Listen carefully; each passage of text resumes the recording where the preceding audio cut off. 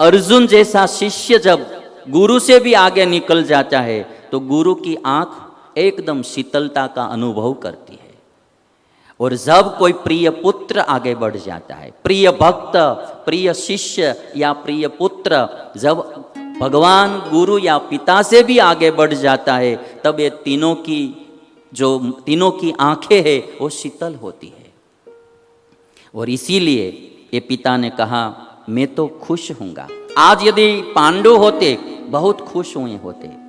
मैं तो खुश हूँगा जब तू वास्तव में मुझसे बड़ा हो जाएगा, मगर बेटा कंधे पे नहीं, जब तू जमीन पे खड़ा हो जाएगा ये बाप तुझे अपना सब दे जाएगा।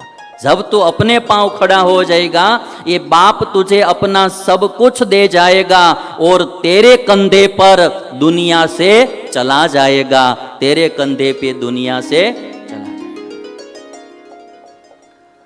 पापा को आनंद होता है, पापा कहते हैं बड़ा नाम करेगा, बेटा हमारा बड़ा काम करेगा। किंतु आज पांडु राजा मौजूद नहीं थे। धृतराष्ट्र को ईर्ष्या आई और धृतराष्ट्र ने क्या किया, अपने एक मंत्री कणिक को बुलाया और कणिक की सलाह ली। कणिक को बुलाकर सलाह ली कि अब हमें पांडवों के साथ क्या करना चाहिए, संधि करनी चाहिए या विग्रह करना चाहिए, भाव प्यार से रहना चाहिए पांडवों के साथ या उनके साथ हमको विग्रह कर लेना चाहिए।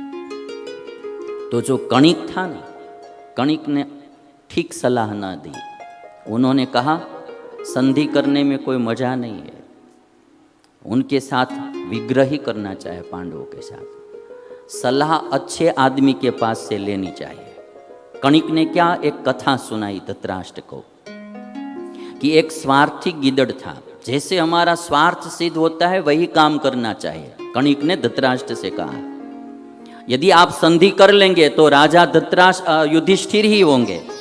यदि आप संधि कर लेंगे पांडवों से, मित्रता रखेंगे, भाव प्रेम रखेंगे, तो राजा तो युधिष्ठिर ही होंगे। यदि दुर्योधन को राजा करना है तो उनके साथ संधि करना अच्छा नहीं है, विग्रही होना चाहिए। हमारा स्वार्थ कैसे सिद्ध होता है वही सोचना चाहिए। कणिक ने ऐसी सलाह दी। एक कथा सुनाता है कणिक, एक स्वार्थी गिदड़ की कथा सुनाई। एक स्वार्थी गिदड़ था। गिदड़ को 4 मित्र थे। एक बाघ था, दूसरा चूहा, तीसरा भेड़िया और चौथा था नेवला। ये 4 उनके मित्र थे। अभी एक दिन ये गिदड़ और बाघ जा रहे थे तो एक हरिण को पकड़ने का प्रयास किया, किंतु हरिण हाथ में नहीं आया। तो गिदड़ ने बाघ से कहा कि आप निराश मत होइए, हम ऐसा करेंगे, हम चूहे से कहेंगे कि जब रात को हरिण सोया हुआ होता है तब चूहा जाकर उसके पैर काट डालेंगे और सुबह में वो चल नहीं पाएगा हरिण, तो हम उसको मार डालेंगे। तो गिदड़ ने चूहे से जाकर कहा कि तुम रात को हरिण का पैर काट लेना।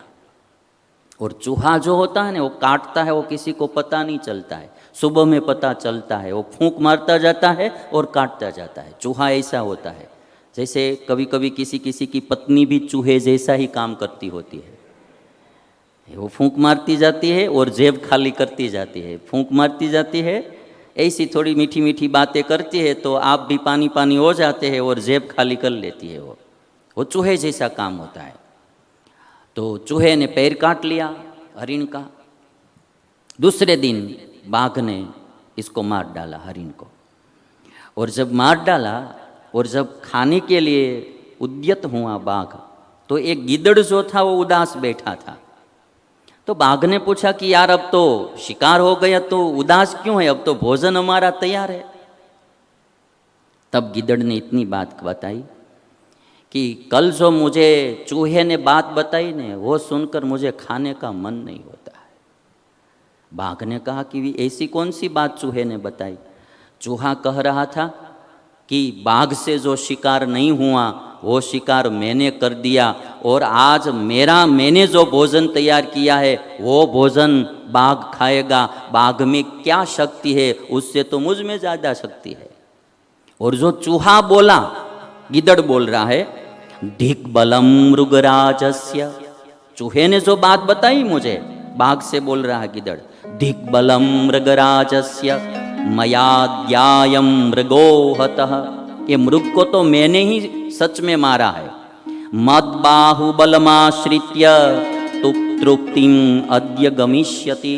मेरे बाहुबल का आश्रय लेकर आज बाघ अपना पेट भरेगा, उसमें कोई इतनी शक्ति है नहीं। गिदड़ बोलता है कि मुझे तो ये बात सुनकर अभी ये भोजन करने का मन ही नहीं हो रहा है। तो बाघ ने कहा तो मैं भी, चूहे ने जो भोजन तैयार किया है वो मैं भी नहीं खाऊंगा, मैं अपने बाहुबल से ही शिकार करूंगा और खाऊंगा। तो बाघ तो चला गया, मैं ये भोजन नहीं करूंगा, बाघ चला गया। जैसे ही बाघ गया चूहा आया। तो चूहा आया तो गिदड़ ने कहा कि ये खाना मत, बाघ ने काट लिया है इस हरिण को, इसलिए जहरीला हो गया है। ऐसा नेवला कहता था, ऐसा नेवला कहता था कि ये जो मृग है वो जहरीला हो गया है। तो चूहे भी खाए बिना चला गया चूहा। थोड़ी देर हुई, भेड़िया आया। तो भेड़िया आया तो एक बताया गिद्दड़ ने कि भोजन करने के लिए जब जाता है ना भेड़िया, तो बोलते हैं कि तुम जल्दी भाग जाओ, आज तुम पर बाघ बहुत नाराज है। और वो कह रहा था बाघ कि भेड़िए को आने दो, आज उसकी खैर नहीं, मैं उसको मार डालूंगा, इसलिए तुम पर बहुत नाराज हो गया है बाघ, यदि आपको जिंदा रहना है तो जल्दी यहाँ से भाग जाओ। तो भेड़िया भी दुम दबाकर भाग गया। बाघ गया, चूहा गया, भेड़िया गया। अब नेवला आया, चौथा मित्र। नेवला जब आया तब गिद्दड़ ने कहा कि तीनों को मैंने युद्ध करके परास्त करके भगा दिया है, अब यदि तुम में दम हो तो मेरे साथ युद्ध करो, बाद में खाओ। तो नेवला ने कहा कि भाई हम युद्ध नहीं कर सकते। तो नेवला भी चला गया, अकेले गिद्दड़ ने भोजन किया। कणिक कहता है कि इस तरह से हमारा स्वार्थ सिद्ध करना चाहिए। ये कथा इसलिए महाभारत में लिखी गई है कि सलाह किसी अच्छे व्यक्ति के पास लेनी चाहिए। यदि आप कोई बुरे व्यक्ति के पास से सलाह लेंगे तो उसमें से कोई फायदा होने वाला नहीं है। और इन लोगों की सलाह से, कणिक की सलाह से अभी लाक्षागृह का निर्माण हो रहा है। इसमें से ये बात आई लाक्षागृह के निर्माण की। तो एक बात जरूर याद रखना, जीवन में आगे बढ़ने के लिए, सफल होने के लिए कभी किसी की सलाह की जरूरत पड़े, जीवन में कोई प्रॉब्लम, दिक्कत आ जाए, मुश्किल आ जाए तो सलाह लेनी पड़े, तो सज्जन व्यक्ति की सलाह लेनी चाहिए। दुर्जन व्यक्ति की सलाह कभी भी लेनी नहीं चाहिए। वो ठीक सही रास्ता नहीं बताएगा, वो गलत रास्ता ही बताएगा दुर्जन व्यक्ति।